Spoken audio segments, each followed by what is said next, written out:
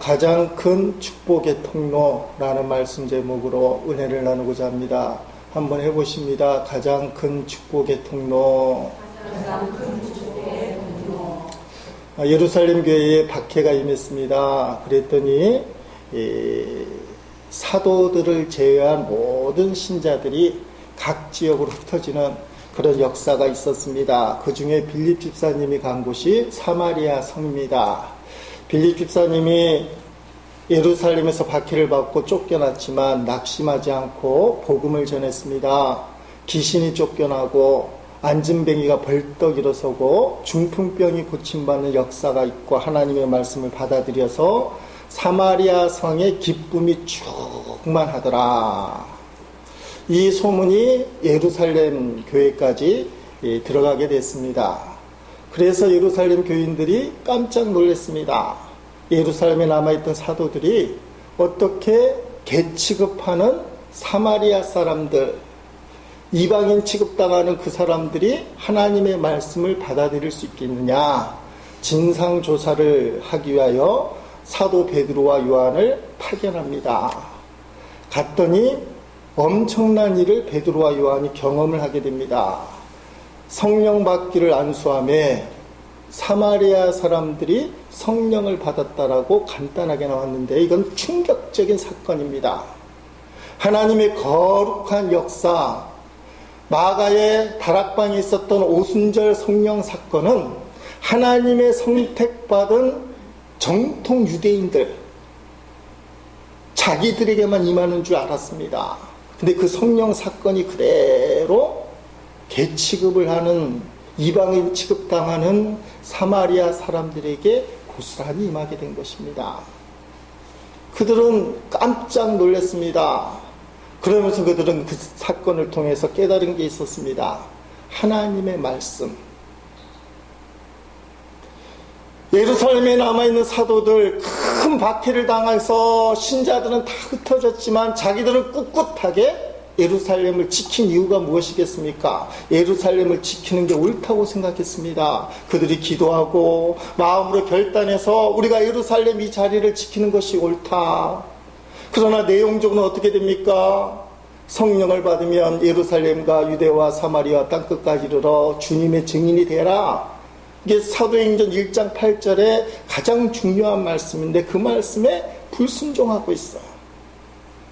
그랬더니 하나님께서 예루살렘 교회에 박해를 가하시고 신자들 흩어놓으시더니 사마리아에 복음이 들어가고 거기에 성령이 임하는 걸 봤습니다. 하나님의 거룩한 역사는 정통 유대인 예루살렘에 남아있는 사도들을 중심으로 일어날 줄 알았는데 사마리아의 복음이 전파됐구나. 예루살렘만 고집하고 있었는데 성령을 받으면 예루살렘과 유대와 사마리아 땅끝까지 이르라는 주님의 말씀이 성취되는구나. 베드로와 요한이 그걸 깨닫는 순간에 진상조사를 하고 예루살렘에 올라가서 보고를 해야 되는데 바로 갈 수가 없는 겁니다. 그 지역을 둘러보기 시작하는 겁니다. 그래서 그들은 두루 다니다가 루따라는 곳에서 8년 된 중풍병자 에니아를 고쳐줍니다. 그리고 오늘 본문에 보니까 욥바라는 곳에서 다비다라는 가부, 죽은 이 여인을 다시 살리는 엄청난 사건을 경험하게 됩니다. 오늘 본문 시작을 우리가 한번 다시 읽어보기를 원합니다. 9장 36절 말씀 읽어보시겠습니다. 욥바에 다비다라 하는 여제자가 있으니 그 이름을 번역하면 도루가라. 선행과 구제하는 일이 심히 많더니. 아멘. 성경에 보면 이름이 2가지 이상 나오는 경우가 있습니다. 여러분, 이 다비다라는 이름은 일반적인 유대 이름입니다. 당시 아람어를 썼는데 아람식 이름, 보통 쓰는 이름이에요. 그런데 도루가라는 이름은 세련되게 만든 헬라식 이름입니다. 자, 도루가나 다비다나 같은 뜻인데 이 뜻은 뭐냐? 뜻을 찾아보면 아프리카 영양의 일종인 가젤, 이 가젤이라는 이 사슴 같은 영양이 있다는 겁니다. 이 가젤은 아름답게 생겼고 그리고 유순한 그런 동물.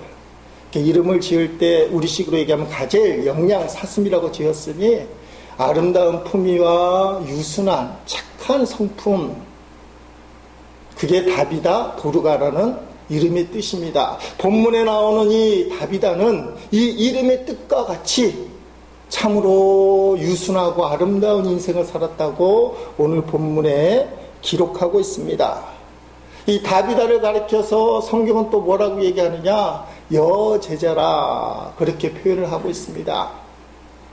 예수 그리스도를 구주로 영접하고 말씀을 붙들고 살아가기에 힘썼던 사람, 그게 다비다였다 그렇게 표현하고 있습니다. 여러분, 또 다비다는 말씀을 보니까 선행과 구제하는 일이 심히 많더니 라고 표현되어 있습니다. 선행과 구제를 많이 하였던 사람. 아마 젊어서 성경 전체 내용을 묵상하고 그 흐름을 쫓아가 보니까 다비다가 일찍 남편을 여의었던 것 같아요. 여러분, 일찍 남편을 여의고 혼자 살 경우에 불행하게 사는 사람이 많잖아요. 혼자 살다 보니까 우울증에 걸리고 심란하고 하는 일이 안 돼서 인생을 불행하게 살 수 있는데, 이 다비다는 선행과 구제를 하였다. 이게 예수 믿는 사람의 모습이라는 거예요. 제자의 모습. 불행한 삶을 포기하고 주님이 원하는 삶을 살았다.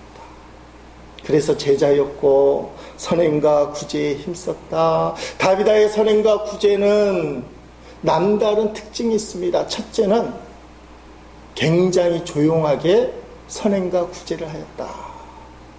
살아생전에 나팔을 불면서 내가 이렇게 구제를 합니다. 내가 이만한 좋은 일들을 합니다. 그렇게 하지 않았다는 거예요. 굉장히 은밀하게 조용하게 구제를 하는 것을 보게 됩니다. 왜냐하면 그의 죽음을 예도하는 모습들, 서로가 잘 몰랐던 것 같아요. 39절을 보면 겉옷과 속옷 서로 막 보이는 겁니다. 아, 너도 그런 다비다의 구제와 선행의 혜택을 받았느냐? 나도 다비다에게 이런 도움을 받았다. 죽고 나니까 이 사람의 아름다운 선행이 더욱더 알려지는 거예요. 자신의 선행을 나팔부지 않았다. 이건 주님만 보고 하는 선행과 구제라는 겁니다. 그리고 이 다비다의 구제가 너무 귀중한 것은 남의 손을 빌려서 하는 구제가 아니라 자기 손으로 직접 겉옷과 속옷을 만들어서 도와준다. 세상에서는 구제와 선행을 한다고 하면서 남의 손을 빌려서 하는 경우가 얼마나 많습니까? 사실 그것도 귀한 거예요. 내 팔에 큰 어려움이 닥치니까 성금을 보내서 도와줘야 되죠. 우리가 갈 수 없으니까. 그것도 귀한 거예요. 그러나 진짜 하나님이 원하시는 구제, 선행은 뭐냐? 자기 손으로 하는 것. 에베소서 4장 28절 말씀을 우리 한번 읽어보십니다. 도둑질하는 자는 다시 도둑질하지 말고 돌이켜 가난한 자에게 구제할 수 있도록 자기 손으로 수고하여 선한 일을 하라. 아멘. 자, 도둑질하고 구제와 선한 일을 함께 써 있는 이유가 있을 거예요. 세상에는 말입니다, 도적질해서 구제하고 선한 일을 하는 경우가 있어요. 도적질하고 하나님 앞에 헌금을 드릴 수도 있어요. 그래서 성경은 뭐라고 말씀하십니까? 도적질 하지 마라. 자기 손으로 수고하여 선한 일을 하라. 남의 손을 빌리지 않고 자기 손으로 수고하고 그 수고를 통하여 남을 도와주는 것이 진정한 선행과 구제였고, 이 일을 다비다가 감당했다는 것입니다. 도대체 누가 선행과 구제를 합니까? 돈이 많은 사람, 환경이 좋은 사람, 선행과 구제를 하기에 여건이 갖추어진 사람이 하기보다는 가만히 보니까 마음이 있는 사람, 마음이 있는 사람들이 선행과 구제를 해요. 하는 일이 작아도 겉옷과 속옷을 만드는 일일지라도 그것을 자기 손으로 하는 사람. 옛날 거지들 말입니다. 빌어먹잖아요. 그 사람들 빌어먹을 때 부잣집 가서 동냥질해서 얻은 음식은 반드시 끓여 먹습니다. 반면에 가난한 집에서 얻어온 음식은 그냥 먹는다는 거예요. 왜 그렇게 할까요? 부잣집에서 이 거지들에게 음식을 나눠줄 때는 먹다 만 음식이나 못 먹는 음식, 버려야 될 음식을 나눠준다는 거예요. 그러니까 그거 그냥 먹으면 탈이 나는 거예요. 그러니까 거지들이 부잣집 가서 얻어온 음식은 반드시 뽀글뽀글 그래야 안전합니다. 그런데 가난한 사람들이 한 푼 줍시오, 먹을 거 줍시오 하고 나눠진 음식물은 자기들이 먹던 음식이에요. 밥상에서 먹던 음식을 그냥 주는 거예요. 따로 나눠줄 게 없으니까. 근데 그 음식은 그냥 먹어도 탈이 안 나요. 왜냐하면 그 사람이 먹던 음식이니까. 누가 구제와 선행을 합니까? 갖고 있는 사람이 아니라 마음이 있는 사람. 본문의 다비다는 자기 것을 꼭 움켜쥐는 사람이 아니었어. 그는 마음을 나눌 줄 아는 사람이었어. 굉장한 구제는 한 것처럼 보이지 않습니다. 어떤 물질적인 구제, 어떤 큰 구제를 한 것처럼 보이지 않습니다. 그러나 그는 자기가 할 수 있는 것을 나눴어. 아름다운 이름과 그에 걸맞는 인생을 살았던 다비다도 결국 병들어서 죽습니다. 하나님께서 이런 다비다 같은 사람은 오래오래 살도록 좀 지켜주시면 좋을 텐데 우리가 살고 있는 현실은 그렇지 않아요. 때로는 다비다와 같이 선한 사람들, 하나님의 사람들이 일찍 하늘나라에 가는 경우가 있습니다. 때로는 빨리 죽었으면 하는 사람은 오히려 건강관리를 참 잘해서 장수하는 경우도 있어요.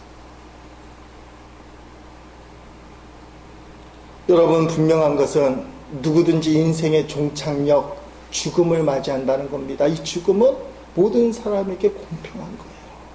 그런데 성경은 이 죽음 이후에 무엇이 있느냐? 인생은 죽는 것으로만 끝나지 않는다. 죽음 위에 이런 것이 있다라고 우리에게 말씀하고 있습니다. 죽음 이후에 모든 사람에게 기다리는 것.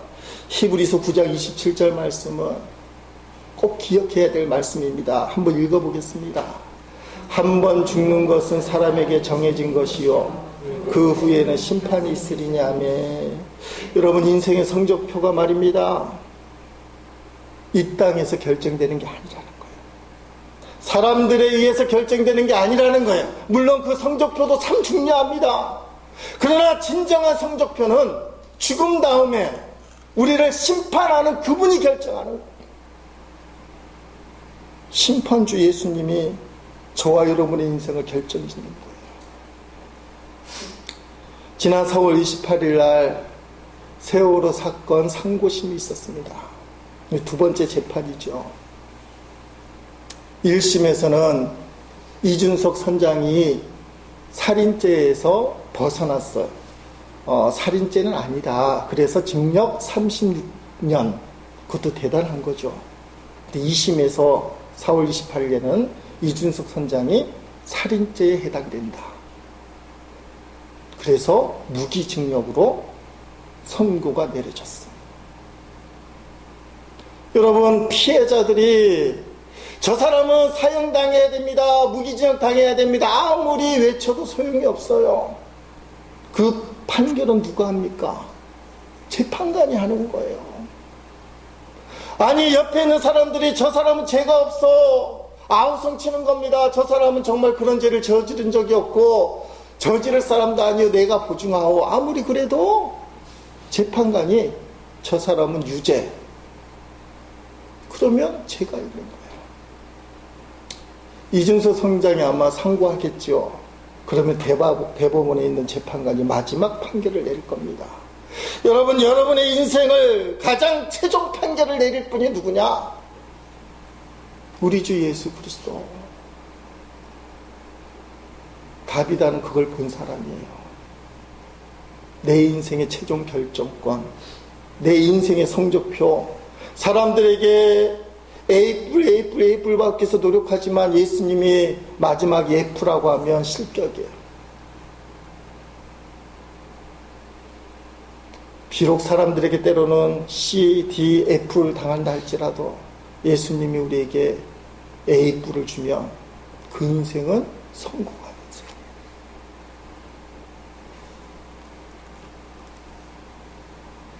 우리의 인생의 최종 결정은 사람이 아니다. 그걸 볼 수 있는 눈이 믿음이에요. 그렇다고 사람들의 반응은 아주 무시할 수는 없는 겁니다. 대부분은 또 맞긴 해요. 오늘 말씀해 보니까 다비다의 죽음을 놓고 사람들이 어떻게 반응하는가. 자, 39절 말씀을 한번 읽어보십니다. 베드로가 일어나 그들과 함께 가서 이르매 그들이 데리고 다락방에 올라가니 모든 가부가 베드로 곁에 서서 울며 도르가가 그들과 함께 있을 때에 지은 속옷과 겉옷을 다 내입으거늘. 아멘. 다비드가 살아 생전에 선행과 구제를 통해 만들어진 겉옷과 속옷을 보이면서 울었다는 거예요. 진짜 울음이에요. 너무나 아쉽고 안타까워서 울면서 베드로 사도에게 간청하고 있는 것입니다. 정말 죽음을 슬퍼할 뿐만 아니라 정말 다비다가 다시 살아나기를 간절히 소망하고 있는 모습.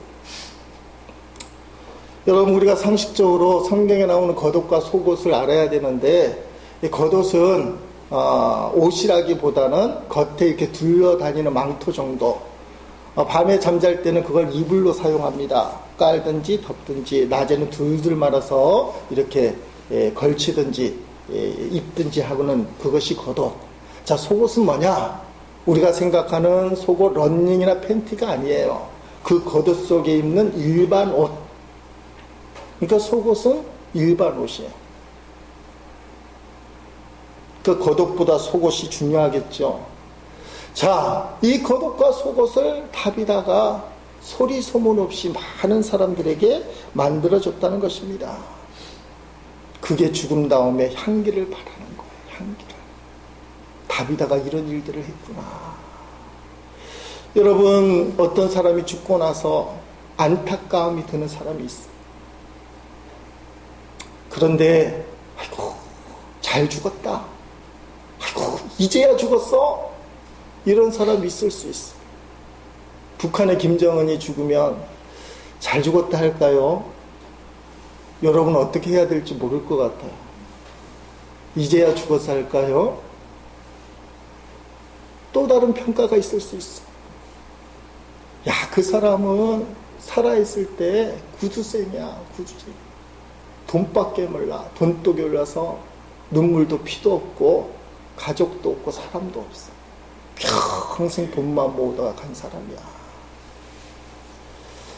이것도 좀 안 좋은 평가 같아요. 근데 성도로서 이런 평가를 받는다면, 야, 그분 참 안타까워. 그분 얼마나 나를 사랑해줬는지 몰라. 나를 위로해주고 내가 힘들 때 이렇게 세워주고 나에게 버팀목이 되어준 사람이야. 내가 오늘 있기까지는 사실 그분의 기도가 컸던 것 같아. 근데 그분이 돌아가셨다니. 사랑하는 성도 여러분, 다비다에 대한 죽음이 너무 애절했어요. 이 애절이 다시 살아날 것에 대한 소망으로 바뀐 겁니다. 그래서 다비다를 결국 살려나게 되는 겁니다. 다비다가 살아나는 모습이 40절에 있습니다. 40절 말씀 중요한 말씀인데 읽어보시겠습니다. 베드로가 사람을 다 내부르고 무릎을 꿇고 기도하고 돌이켜 시체를 향하여 이르되 다비다야 일어나라 하니 그가 눈을 떠 베드로를 보고 일어나 앉는지라. 아멘. 자, 다비다가 살아난 거예요. 우리가 성경 말씀을 너무나 잘 알고 있어서 충격은 받지 않았지만 어떻게 보면 베드로도 충격을 받았을 거예요. 예수님이 죽은 사람을 살려냈는데 나도 죽은 사람을 살려낸다. 여러분이 만약에 죽은 사람을 살려낸다면 엄청나게 놀랄 거예요. 사실 저부터 놀랄 거예요. 아마 뒤로 자빠질 거예요. 다 뒤로 자빠지지 않도록 하나님이 죽은 사람 살리는 능력을 안 주시는지도 몰라요. 자, 다비다가 살아난 과정이 참 중요합니다. 기적이 일어나기 위한 조건들. 자, 죽은 사람이 살아나는 것은 일반적인 은총은 아니잖아요. 아마 전 인류 역사 중에 몇 사람에 해당되는 진짜 희귀한 역사일 거예요. 이런 기적은 어떻게 일어나느냐? 첫째, 따라합시다. 하나님의 사람을 찾았습니다. 하나님의 사람을 찾았어요. 38절 말씀 한번 읽어보십니다. 룻다가 욥바에서 가까운지라 제자들이 베드로가 거기 있음을 듣고 두 사람을 보내어 지체 말고 와달라고 간청하여. 아멘. 욥바에 사는 제자들이 베드로의 소문을 들었습니다. 룻다에서 8년 된 에니야를 고쳤다. 중풍병자를 고쳤다. 베드로의 소문이 퍼져나갔는데 룻다에서 일어난 그 사건을 전해들은 이 욥바의 제자들이 베드로에게 와달라고 간청하기 위해 두 사람을 보내게 됐다는 것입니다. 그래서 베드로가 욥바로 오게 되죠. 자, 욥바로 왔을 때 베드로에게 펼쳐진 상황이 어떤 상황입니까? 이미 죽어서 염이 된 꽁꽁 묶여있는 다비다의 시체 앞이에요. 여러분, 이게 놀라운 일 아닙니까? 이미 장례를 치르기 위해 염을 한 다비다를 살려달라고 하는 욥바의 제자들의 믿음과 뻔히 알면서 일식면이 없는데도 불구하고 그 요청을 받아들여 그래 한번 주님의 뜻이며 살려보자 하고 시체 앞에 서 있는 베드로의 믿음. 현실적이지 않은 것처럼 보이는 눈빛들. 아, 그럴 수 있을까? 믿는 게 복인 줄 믿습니다. 이렇게 얘기해도 별로 안 믿는 표정들. 죽은 사람이 정말 살아날까? 설령 살지 않는다 할지라도 믿음은 상당히 중요해요. 대전에 갈릴리 교회가 있어요. 어린이로 유명한 교회인데 그 교회 목사님이 아마 이창준 목사님가 되실 거예요. 이제 나이가 꽤 드셨을 텐데 이분이 전도사 시절에 성경에 보니까 죽은 사람이 살아났다고 하니까 당신도 될 줄 알았어요. 그래서 한밤중에 낮에 사람들이 있을 때 가면 세상 말로 얘기하면 창피하잖아요. 한밤중에 무덤에 가서 공동묘지에 가서 예수 그리스도의 이름으로 명하노니 잠자는 자여 죽은 자여 다 일어나라 선포했어요. 대전에 엄청나게 큰 갈릴리 교회 목회에 성공한 분인데 전도사 시절에 믿음을 갖고 선포를 했어요. 무덤에서 시체들이 일어났을까요? 아무런 일도 없었을까요?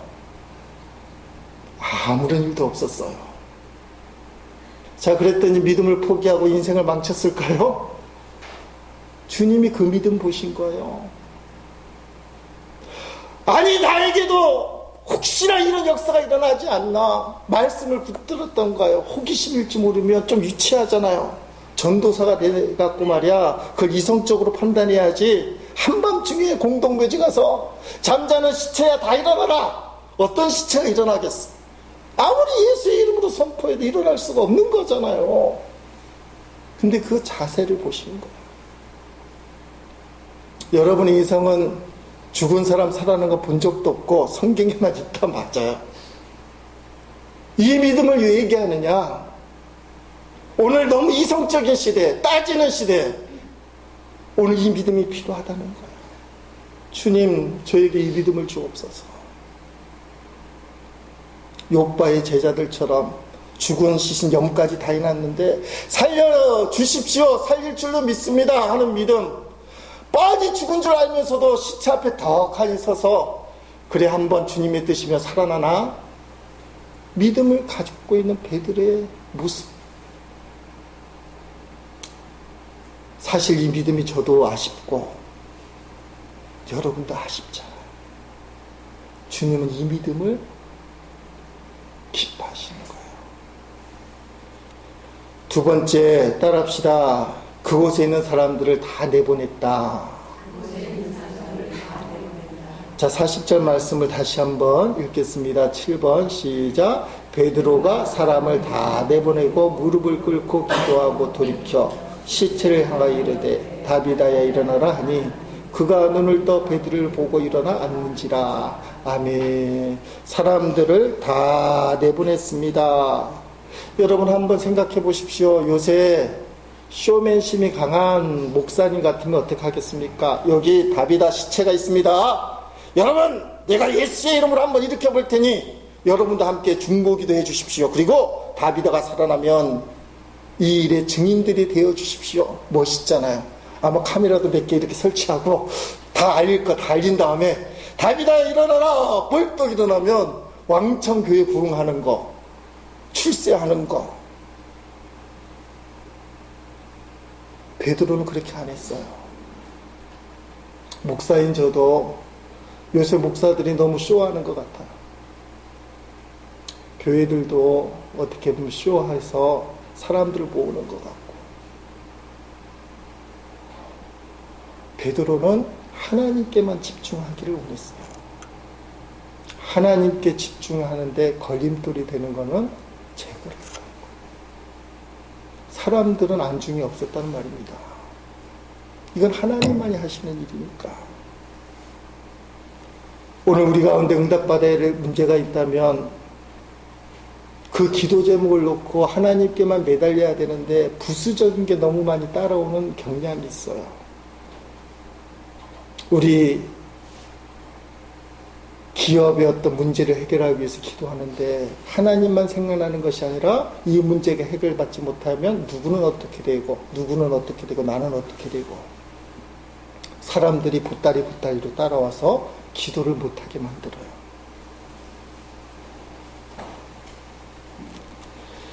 여러분, 하나님 앞에 반드시 응답받아야 될 문제가 있다면 하나님께만 집중할 수 있는 환경을 만들어야 돼요.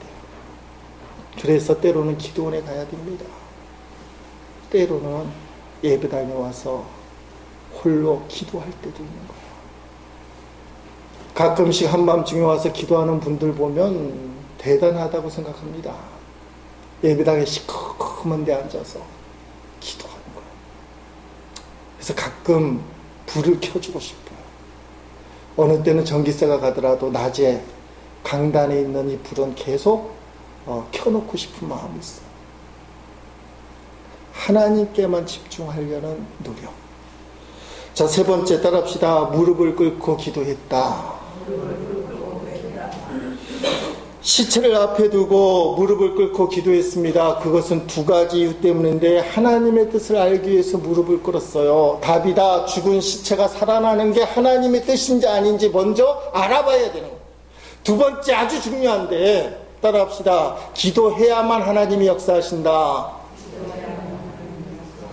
기도해야만 하나님이 역사하신다는 것을 베드로가 알았어요. 그게 비록 하나님의 뜻이라 할지라도 다비다가 살아나는 게 하나님의 뜻이라 할지라도 그 살아나는 역사는 반드시 기도를 통해서만 하나님이 일하신다는 거예요. 하나님은 분명히 신실하신 하나님이시지만 반드시 기도를 통해서만 일을 하신다. 구약성경 에스겔서를 보면 하나님께서 이스라엘에 대한 회복의 말씀을 많이 주셔요. 이렇게 회복될 거다, 이렇게 회복될 것이다. 약속을 해주셨어요. 근데 그 약속은 어떻게 성취되느냐? 우리가 잘 아는 말씀 중에 하나입니다. 에스겔서 36장 36절로 37절 우리 함께 읽겠습니다. 너희 사방에 남은 이방 사람이 나 여호와가 무너진 곳을 건축하며 황폐한 자리에 심은 줄을 알리라. 나 여호와가 말하였으니 이루리라. 주 여호와께서 이같이 말씀하셨느니라. 그래도 이스라엘 족속이 이같이 자기들에게 이루어 주기를 내게 구하여야 할지라. 내가 그들의 수요를 양떼같이 많아지게 하되. 아멘. 분명히 36절 후반절에 여호와께서 말씀하셔서 이루실 것이다. 그런데 토를 하나 다시는데 그래도 너희가 내게 구하여야 할 것이다. 네 번째 따라합시다. 시신을 향하여 명령했다. 40절 말씀이에요. 시체를 향하여 다비다야 일어나라. 여러분, 기도를 통하여 하나님의 뜻을 깨닫고 성령의 감동 감화가 있으면 그 다음에 필요한 것이 명령과 선포예요. 예수님이 바로 죽은 사람을 살릴 때 이런 명령을 하셨습니다. 회당장 야이로의 딸이 죽게 되잖아요. 그때 사람들을 다 내쫓으시고 명령을 하셨어요. 쉬운 성경을 읽어보십니다. 마가복음 5장 40절로 42절 읽어보십니다. 사람들은 예수님을 비웃었습니다. 예수님께서는 사람들을 모두 내보내시고 아이의 부모와 제자들과 함께 아이가 있는 방으로 들어가셨습니다. 그리고 아이의 손을 붙잡고 달리다금이라고 말씀하셨는데 이를 번역하면 어린 소녀야 일어나다는 뜻입니다. 그러자 12살 된 소녀는 즉시 일어나 걷기 시작했습니다. 이것을 보고 사람들은 놀랐습니다. 아멘. 여러분, 죽은 나사로 살릴 때도 나사로야 나오느라고 명령을 했어요. 이 말씀도 읽어보십니다. 요한복음 11장 말씀요. 다 같이 읽어보십니다. 이 말씀을 하시고 큰 소리로 나사로야 나오라 부르시니 죽은 자가 수족을 배로 동인 채로 나오는데 그 얼굴은 수건에 쌓였더라. 예수께서 이르시되 풀어놓아 다니게 하라 하시니라. 아멘. 단순히 기도만 하지 않았습니다. 우리가 어쩔 수 없는 문제, 내가 해결할 수 없는 문제, 내가 도대체 이 한계를 극복할 수 없을 때, 강구해도 안 될 때 선포가 필요해요. 명령이 필요합니다. 애니야를 일으킬 때도, 죽은 다비다를 살릴 때도 베드로는 명령했어요. 성경 말씀을 보십시오. 성경 말씀에 제발 너희 이렇게 신앙생활 했으면 좋겠다가 없어요. 다 하나님의 명령으로 되어 있어요. 이 말씀 뭡니까? 하나님의 명령인 말씀을 내가 받아들이면 이 명령을 갖고 우리가 세상을 향하여 선포할 수 있다는 거예요. 하나님이 내게 명령하신 그 말씀이 내 마음속에 명령으로 자리 잡으면 그 명령된 말씀을 우리가 세상을 향하여 선포할 수 있다는 거예요. 기도는 간구에서부터 시작되는 게 맞습니다. 그러나 간구로만 끝나서는 안 된다. 명령과 선포의 기도가 필요할 때가 있습니다. 그러나 분명히 해야 할 것이 있죠. 하나님의 뜻인지 아닌지 알아야 돼요. 섣불리 자기 자신을 가시하기 위하여 자기도 모르게 명령과 선포를 했다간 낭패를 당하는 경우가 많다는 거예요. 하나님의 뜻이 분명하고 성령의 감동 감화가 있으면 우리는 명령과 선포의 기도를 해야 된다. 여러분, 죽었던 다비다가 다시 살아났다. 정말 믿기지 않는 사건입니다. 그렇다면 다비다가 영원히 살았을까요? 다시 죽었을까요? 다시 죽었습니다. 예수님이 살려준 회당장 야이로의 딸도 다시 죽었어요. 돌무덤에서 껑충껑충 뛰어나온 나사로도 결국은 다시 죽었어요. 그런데 왜 이들을 다시 살아나게 하셨을까? 왜 뻔히 다시 죽을 줄 알면서 왜 다시 살아나게 하셨을까?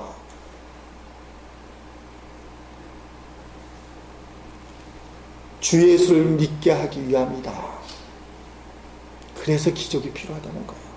나사로의 경우입니다. 요한복음 12장 말씀, 나사가 살아난 일로 인하여 어떤 일들이 생기느냐.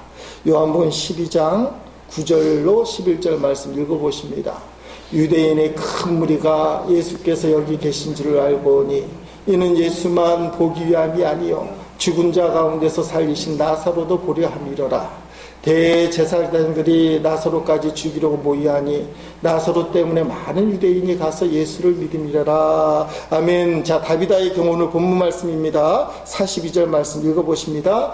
온 요빠 사람이 알고 많은 사람이 주를 믿더라. 아멘. 죽었던 사람이 살아난다는 것은 일반적인 하나님의 뜻이 아닙니다. 아까 말씀드린 것처럼 진짜 극소수 희소예요.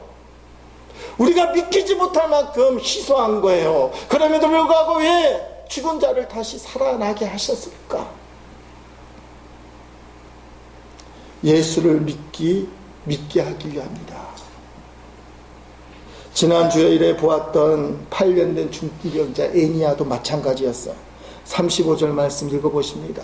루다와 사론에 사는 사람들이 다 그를 보고 주께로 돌아오니라 하면 8년 된 중풍병자 애니야가 고침받은 일은 지역적 회심을 가져왔다는 거야. 성경 말씀에 다 모든 사람이 예수를 믿게 되었다. 왜 우리에게 기적이 필요한가? 그 기적을 통하여 문영혼들이 구원받을 수 있기 때문에 그렇습니다. 이 세상에서 가장 큰 축복이 무엇이냐? 병이 고침받고 이 세상에서 성공하고 잘 먹고 잘 살고 앞서 나가고 때로는 죽은 것이 살아나는 것이 아니라는 거예요. 그건 우리에게 감사한 일이지만 가장 큰 축복이 아니라는 거예요. 진정한 가장 큰 축복은 예수를 믿고 영혼을 구원받는 것이다. 그래서 다비데가 살아났다. 애니야가 중풍병에서 고침받았다. 죽은 나사로가 고침받았다. 살아났다. 이 가장 축복을 나누기 위하여 오늘 우리에게 기적이 필요한 거예요. 하나님이 내게 기적을 베풀어야 될 이유는 가장 큰 축복, 주님을 만나게 만들고 그 영혼이 구원받게 하기 위해서 주님 내게 기적이 필요합니다. 하나님의 하나님 되심이 드러나고 그 역사로 말미암아 불신자들이 예수님께 돌아오는 일, 그게 축복의 통로인데 그걸 기적을 통해서 이루시는 거예요. 가장 큰 축복, 문 영혼들이 구원을 받을 수 있는 축복의 통로가 되는 것.